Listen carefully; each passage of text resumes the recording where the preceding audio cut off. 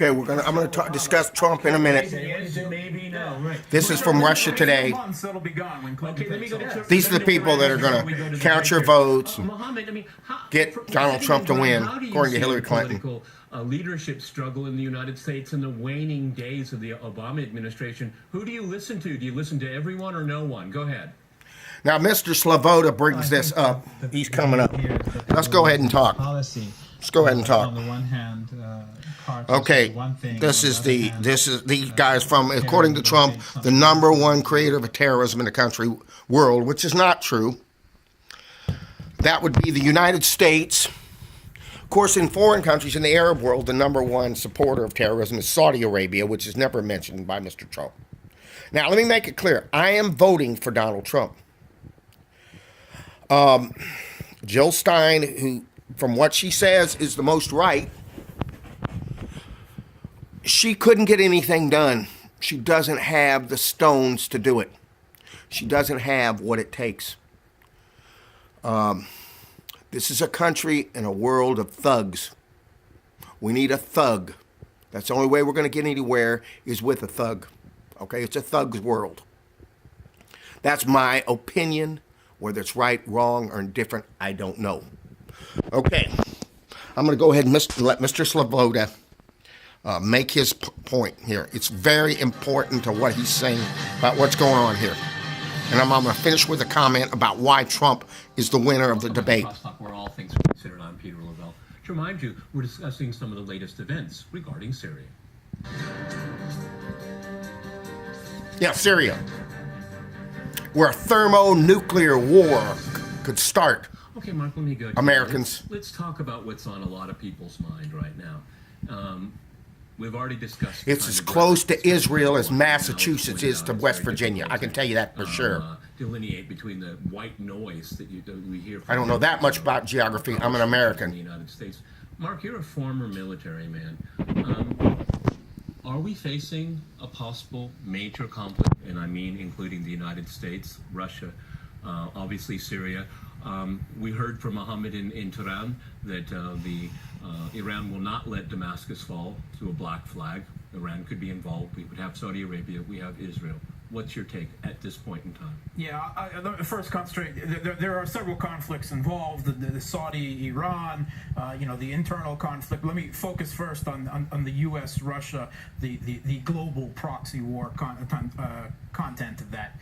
Hillary Clinton is about to take office, and she has reiterated many times.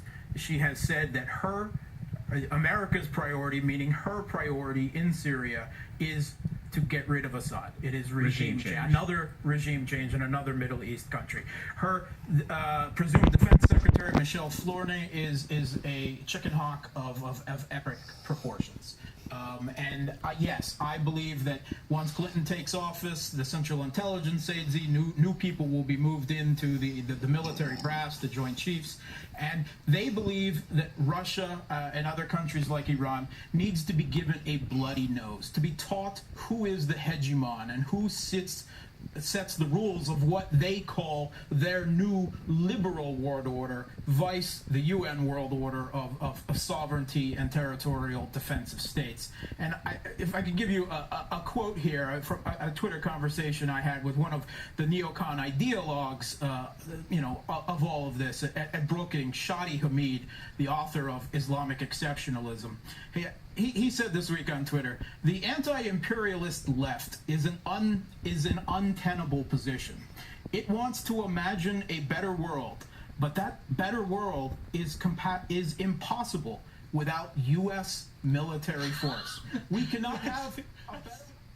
Okay, that's enough. Okay, there you have it. Hillary Clinton will be elected. I don't know if this guy knows something about the ballot box, about what they do. I've heard a lot of smart people say they can rig this. Whatever. Whatever's whatever, 6 to 5 or pick 'em, as David Mamet once said in one of his movies. So what are we saying here? Donald Trump said something extremely important in that debate last night. Maybe you didn't hear it, but he said simply, we need to work, he said it would be good to work with Russia to solve the problems in the Middle East. Look at a map, people. This is at their doorstep. This is about as close to them as we are, as I am from Mexico. I don't know all the facts, but it's close to them. It is their region. It is their business. We're over there. What are we doing there?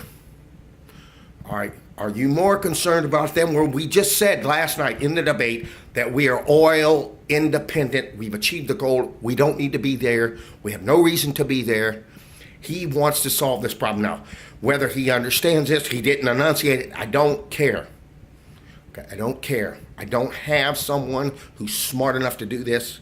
I do not want a land war in Asia, which would create a World War III, and I don't want a thermonuclear weapon to go off in Syria, which could kill all the people in Israel, that could kill them all.